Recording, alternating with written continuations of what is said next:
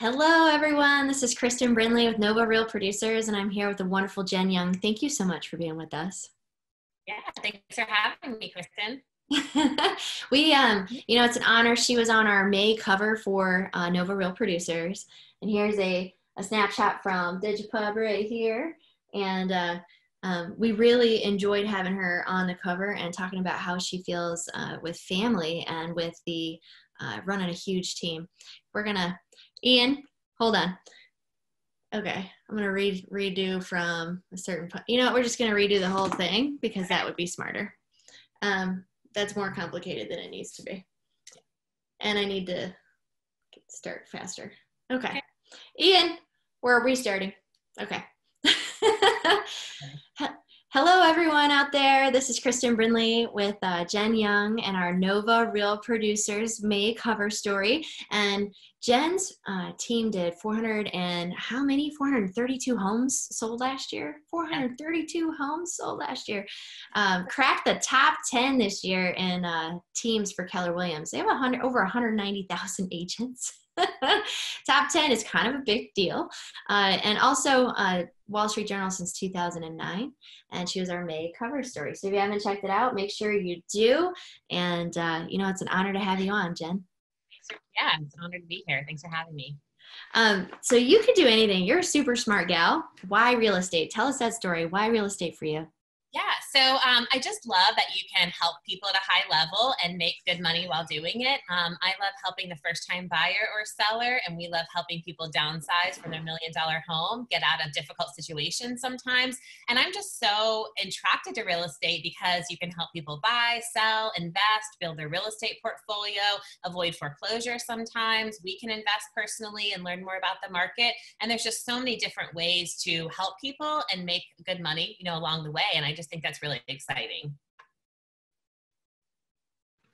Amen. That's beautiful. So can you tell us like the evolution, like when did you get started, why, and you went from an individual to a team and top 10 in the nation. Like tell us how that happened.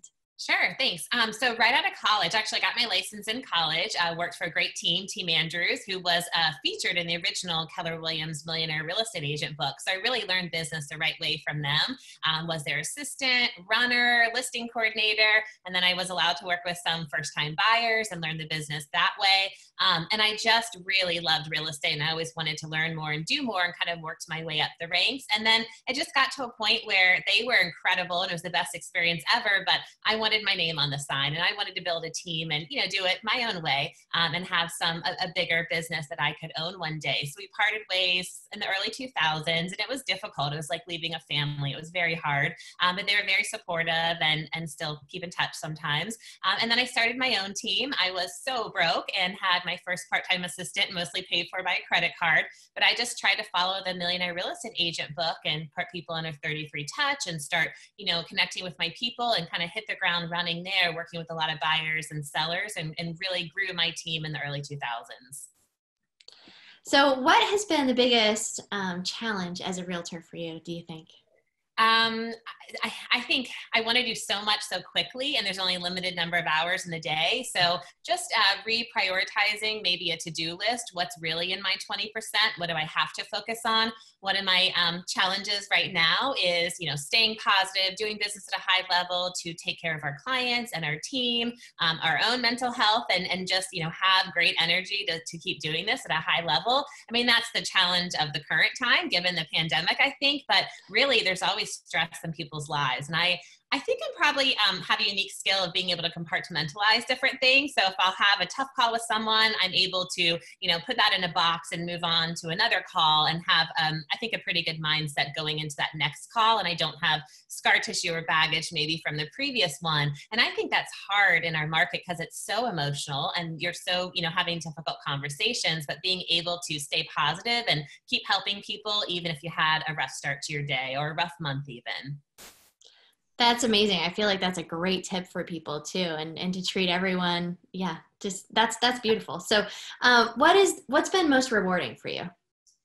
really helping people at a high level who didn't think we could help them or didn't think it would be so smooth. We're working with a lot of sellers who are downsizing right now, and I've really enjoyed that niche because I feel like we can help people take the stress off their plate, especially being older maybe in the current times. How do we keep them safe and healthy, which is a priority, but also accomplish their goals of downsizing maybe so they can live closer to family. And I really we love helping people. And I just, to have a 5-star review at the end or to get a referral someone means more than just the commission. I mean, we all do this to make a living and it can be a great, living, but when you have that thank you later and someone reaching out to call or email about how we were really able to help them, I think we impact people's lives more than we realize sometimes. And people are just stressed out, especially now, or they're really concerned. And I think if we can be a source of positivity and light and just ease some of their concerns and take some of their burden on ourselves, I think we're going to continue to do business at a high level because we're helping people. And I think that it just comes back to you when you do that. 100%. So what, if you were to talk about your dreams and goals, like how does real estate fit into your dreams and goals? That's a great question. I think it's allowed me to live the life I want, and I can foresee, the future in so many different ways because I don't have a typical 9-to-5 where I have to ask a boss to go to the beach for 2 weeks, maybe, right? And not that I do that a lot, but I take a couple of vacations a year, and that's certainly important to me to have that downtime with the kids. And I think that I think that real estate is so wonderful because it is flexible, but it's also 7 days a week. So, if a newer agent's listening, you don't get in this business just for flexibility because I think you end up working more hours and more off hours than you originally planned. But if you can leverage yourself with talented assistants, it's a great way to have a good business and then meet your personal goals of time off or, going to a kid's sports game, whatever it may be, while still doing business at a high level, accomplishing your clients' goals, and then the people on the team, seeing them fulfill their goals is amazing too. And having a great income is always important. So this is perfect. So define success for us. Yeah. So success, personally for me, of course, it's maybe a certain income level, but it's really just making sure my family's taken care of, bills are paid, and we can go on vacations or we can take a little bit of time off and have some breathing room.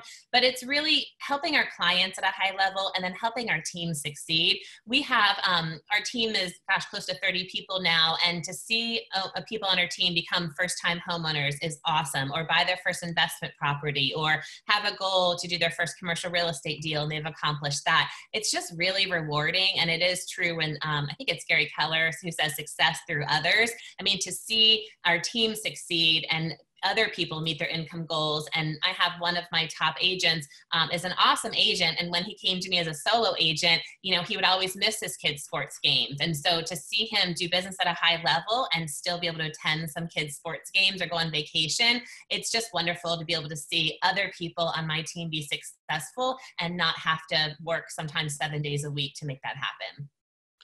Yeah, that's wonderful because that is one of the biggest challenges in real estate. And then that also, the burnout rate. So that's great on your team. I think that's great. So tell us about your family. I know you always light up. Like tell us about your family, your husband, kids. Yeah. Yeah. So, we have 3 wonderful boys. We live in Clifton, Virginia, and kind of in our dream home. We always wanted some acreage so the boys can run, which is amazing during the pandemic too, because we really appreciate having some land. And I've known my husband since high school. He's been very supportive. He quit his job so I could work in real estate full time and was the caregiver for our kids. Now they're in school, so that dynamic's changed a little bit. But 3 wonderful boys, 9, 7, and 5, and they're just my whole world, really. I just love them so much. And, it's hard because during this and in the summer too, they're like, why do you have to work? You're home. And so it's a challenge. I usually go to the office, and this has been extra challenging in some ways, but it's been wonderful too to have some extra time with them. They also get to see what I do every day. I don't think they really realized it, and they've actually enjoyed, listening to some calls. But being a mom is so important to me. I sometimes will tell clients I have an appointment because that appointment is my kid's soccer game. And it's true because that I really need to protect that time. And then I'll work my tail off before and afterwards. But it's all about the kids. I just want them to have a happy, healthy, wonderful life. and, free to kind of reach their goals and dreams, whatever that may be. And I just think real estate's been wonderful to provide that, not just financially, but again, that flexibility. So I can take a day off or half a day off and volunteer in their school or go on a field trip, and the business is still cranking because I have wonderful support. So I'm so grateful for this industry. So for you, what are you currently learning? Like what's on your book list right now, or what are you currently learning? Great question. I'm rereading the book Grit because I think this is all about grit right now, what we're going through. Yep. The Millionaire Real Estate Agent I'm rereading too. Shift I'm rereading. The Road Less Stupid by Keith Cunningham, I think is his name. Yeah, I love that I book. love that book. Yeah. That really spoke to me. And what is that profit book that I just read? I'm forgetting. Profit First, maybe? I love that book.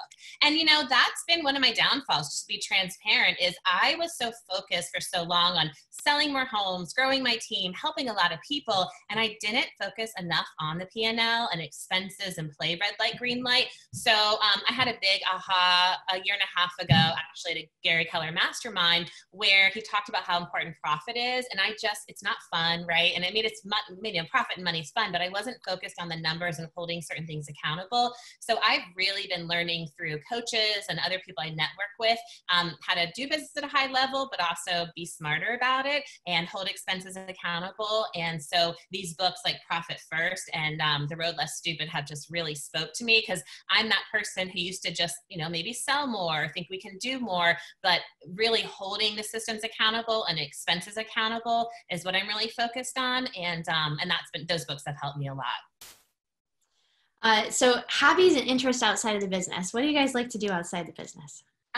Just outside stuff. The beach is a big one. Hikes, walks, things like that. Nothing really fun or exciting, but the kids just love the water, and we've had them at the beach since they were babies. So we'll go to beaches in Virginia, South Carolina.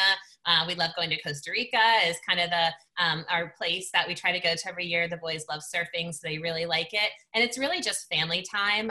My mother and grandparents live 5 minutes from me, which is wonderful. And I'm so grateful to have my grandparents still around and my kids be around their great grandparents. So really just spending time with family as much as possible, and just doing fun things like hikes, whether it's in our backyard woods or, in the Shenandoah, something like that. Just getting outside, detaching from technology, I think is so important for me personally and for them, given, how everything's digital now, including their school. So detaching and just riding bikes or just playing chalk art, outside, I just really value, and I think they do too. And then getting off your phone is so important, I found, because I used to think I was doing a good job detaching or spending time with them, but if I still have my phone in my hand and not paying attention, I'm not. And they've called me out on that, and I've been really good, I think, the last year detaching and being purposeful about just being with them.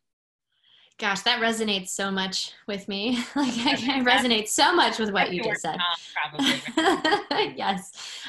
So what educational class or book has had like the biggest impact for you? I mean, I just love The Millionaire Real Estate Agent, and I've always been with Keller Williams. It's a wonderful company. I know nothing else, but I just love that book because it teaches you how to run a business in real estate. And I see so many talented, amazing realtors that start to burn out, or you can tell they're just really stressed out, which we all get. It's a hard business and it's such a grind. And I think if we as an industry could talk about how to leverage ourselves better with talented assistants to live the life we want, and really, I think we could help our clients at our higher level too. I just think it goes back to the basics of how do you do this? And then I'm really trying to talk to my team about their 20%, whether it's an administrative assistant, whether it's a top agent. Does it really make sense for you to drive 3 hours to do XYZ to property, or should a runner have done that? Just having conversations so that they're staying in their 20%. And the Millionaire Real Estate Agent just, I think, reminds us of this is about listings, leads, and leverage to grow a strong business. And you should be staying in your 20%, or you're not going to be as successful as you probably could or should be. I think that's beautiful. What do you think has been a main reason or reasons for your success? Like do you think been the big differentiator factor for you for that? I'm pretty driven, and I'm not afraid to try something new or ask for business. I think starting this business at, what was I, 20 years old at the time, I had to maybe dress more professional and maybe act like I knew more than I did starting out because I was so young. So I've continued that through my career. Suits, on listing appointments or any appointment, you dress up and you're professional and you're on time, and just being professional, but also going after the business and asking. I was talking to a high-end corporate client actually just a couple weeks ago, and we had a great conversation. We're getting a property under contract, and I just said, hey, I'd love more of your business. If you have anything else in DC or Maryland, please consider me for those areas as well, not just Virginia. And he's like, actually, I might have an opportunity. And it was just so simple, but it reminded me that if you don't ask, you're always going to get a no. You'll never get what you want. So I just try to politely put myself in opportunities' way by asking for the business. I'll always work my tail off to impress that person and not try to take a shortcut. But if you don't ask, and I think especially as women sometimes, we need to sit in the front row, right? Or we need to sit at the table and lean in and talk, as they say. And I think we need to speak up for ourselves and don't be shy about asking for business. And I think that's been successful for me. I'm not afraid to ask for business because I know I'm going to work harder than most and hopefully impress that potential client. So what do you believe has, you know what, I love this question. So what was your biggest failure and what did you learn from it, Jen? That's a great question. And we could talk about that for hours probably because there's been a lot, but back in 09, I think it was, and 10, our business really exploded. We got into the distressed world and we had a lot of listings, but we also did a ton of short sales helping people avoid foreclosure and just really were growing our team. But we were growing so fast and I stopped following the model and I stopped, holding expenses accountable. And I lost probably millions of dollars, which is embarrassing to say, but I'll never do it again. And it was a life lesson. I was so busy that I would just, I had wonderful agents working with me, but not enough. So I'd say, hey, take this listing and let's work something out. And it was just constant 7 days a week churning with no true systems and no real accountability. And I lost so much money because I didn't have good systems. We lost leads. I would have agents on call duty, but not hold them accountable to calls. And I mean, just things that I would never do right now after I've learned a lot. And then also not having like accounts receivable and expenses. I just wasn't tracking that well enough because we were churning and we were so busy. And I think that's, I had my first baby then, or was pregnant, and a lot was going on personally too. And it was just like all at once. And I lost a ton of money. And it's embarrassing to say, but I'm okay with it now because I've learned from it and I'll never make those mistakes again. And, I think that's the best we can do is just not try to make that mistake again. But it was a big lesson. It's hold your expenses accountable and don't just add people because you're busy. Like fix the system and add the right people, but don't just add people because you have an overflow. Like fix the system and do it the right way. That's a great thank you for sharing with our people. I appreciate that. That's a good lesson to learn. What is something you have done that other real producers absolutely should do? Absolutely should do. I think most real top producers already do this, but it's get up, get dressed, have a smile on your face, and make your calls every day. I mean, if I am in the office, I'm doing the same thing at home that I do in the office. I wake up, have my breakfast, take care of the kids, and then it's lead gen time. So I am trying to do more lead gen than I ever have, but the day just gets crazy, as you know. So much is coming at us, especially right now. But I don't stop lead generating. And that could be a simple call to a $100,000 seller maybe saying, hey, we're here, I'd love to work with you now or in the future, or it could be a high-end call. As long as I'm making calls and my team is, I think we're going to do good business. And I would just suggest that if anyone's feeling a little bit frustrated or down about the current times, it's hard. I'm happy to talk through that because I went through the last shift and grew my business, and it does take a lot of grit and it does take extra phone calls, but you can solve so much just talking to people on the phone and figuring things out and working it out. So picking up the phone, not relying on text and email. I always do that as a follow-up, but it's always picking up the phone and a phone call. And I think that makes a huge difference. And I'm loving video emails now too. Like we use BombBomb, and I think with people from home more and everything, they're receiving it better. So, dressing up so you can be presentable on a FaceTime listing appointment, which I just did before this interview, and just being ready for business and not, making an excuse. You're always ready for an opportunity. You want to talk right now? I can tour your home. Great. Because I'm already dressed and, in the business mode. So I think that makes a big difference. Absolutely. So what do you believe is the greatest lesson you've ever learned? The greatest lesson I've ever learned. Oh gosh. I think really, it's back to the kids. It goes by so fast, as they say. And as you know, too, being a mom, I always heard that. But as I've watched the years just fly by with my oldest, who's 9 now, I'm trying to not, I'll just be present is really the lesson, I guess, because I used to think I was present and have one foot in, one foot out, being on your cell phone while you're doing something, and that's not being present. So personally, it's just about being present in the moment and like looking around and not on your phone all the time, because I was used to doing that a lot. And then in business, I just think being a positive, nice person goes a long way. And I know that's nothing new, but I think in our industry, it's so stressful and it's so up and down and it can be so emotional. And if we are just kind and positive to our clients, to an agent who might be yelling at us on the phone, to some title company rep that might be stressed out, whatever it is, if we stay calm and we stay nice and professional, that person on the other line has no choice but to calm down and hopefully be a little bit nicer too. So that's helped me a lot through these stressful times, especially, or any difficult transaction. And I really just believe it makes it all, less stressful. So I just try to stay positive and nice, try to encourage my people to smile, even if someone's yelling at them. And we joke about that a lot, but the person answering the phone sometimes gets a backlash for, some crazy thing that might be happening that day. But if they stay positive and nice and kind and try to help, then it always turns out better than getting in a fight with someone or yelling or being negative. So I try to remember that.